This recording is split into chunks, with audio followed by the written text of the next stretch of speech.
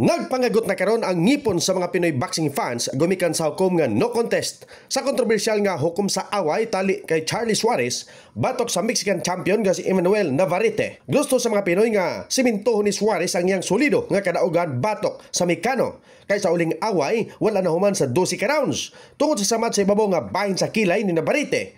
Unya gipasangil sa referee nga gikan kini sa accidental headbutt.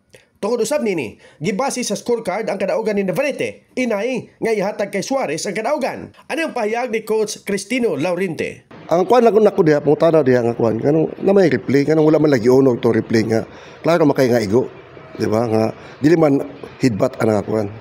So la ilambak sila.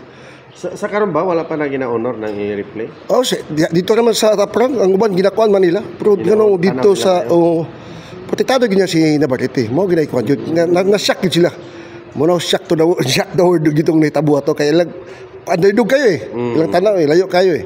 So marag pampataba na dito sa record na Navarrete. Murag ana kasi siyempre may edad na eh.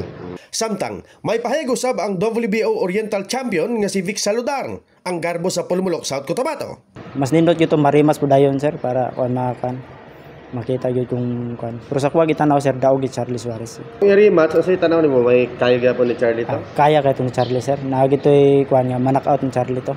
Kaya bulan, ngono nang nagpadayag sa iyang pagkadismaya ang ABAP judge ug referee nga si Arnel Antipurda sa resulta sa away kadtong Mayo 10 sa California. Ito nga okasyon, nakita man ginato nga nag-wave si Suarez tapos ang wala niya nga kamot ang nagaigo sa ulo ni Navarrete.